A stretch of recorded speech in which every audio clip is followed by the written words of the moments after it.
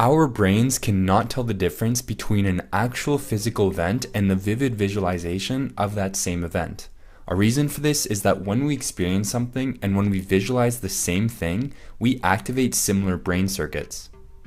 Because of this, visualizing desirable outcomes helps boost confidence, motivate ourselves, improve focus, practice movement sequences, increase strength, decrease reaction times, rewire our brains, and make epigenetic changes in our bodies. These things, along with your training, all complement and reinforce each other to improve performance and help you achieve your goals. For example, Conor McGregor uses visualization to boost confidence and prepare for competition.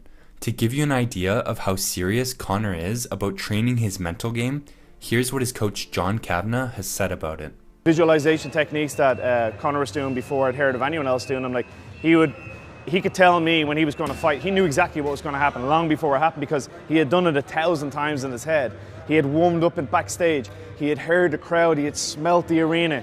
He had seen the audience. He would really immerse himself in the fight night. So by the time fight night came along, where a lot of people would maybe been training in kind of a quiet gym for 8 or 12 weeks, and then they walk out to 15,000 people and they get shocked. He used to walk in going, yeah, this is my 1,000th time doing this. Like John Kavanagh said, Conor's vivid visualizations can help explain why he is so relaxed and confident when he makes the walk to the octagon. It's a similar story with Michael Phelps. In his book, he writes that he would visualize to prepare for competition and to motivate himself, sometimes for up to 2 hours in one sitting. My dreams and visualizing kind of really played a role in making me motivated and helping me achieve the goals that I had. Alex Honnold, an athlete who climbs some of the world's most challenging mountains without a rope, does the same thing as Phelps. As he writes in his book, sitting and thinking, hour after hour, visualizing every single move, everything that could possibly happen. That's what it takes to wrap your mind around a challenge such as the one I was about to attempt. I had deliberately visualized everything that might happen on the climb, including breaking a hold or just losing it and falling off.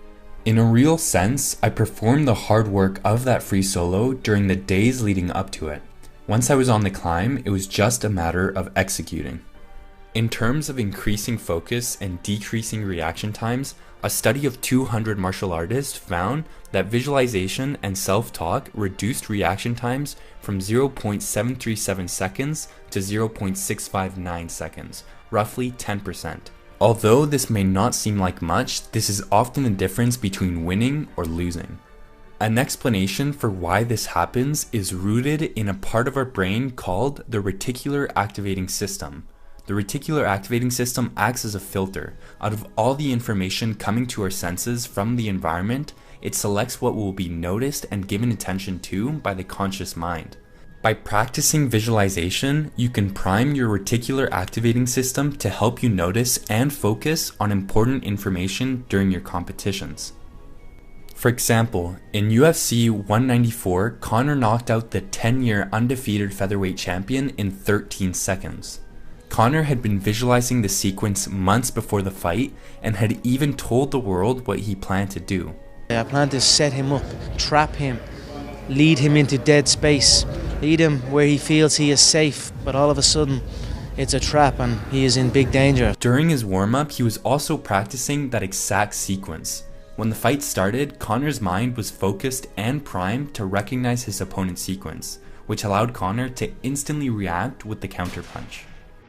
In terms of practicing movement sequences, a Harvard study found that research subjects who mentally practiced a simple 5-finger piano exercise for 2 hours a day for 5 days made the same brain changes as the subjects who physically practiced the same activities, but without ever lifting a finger.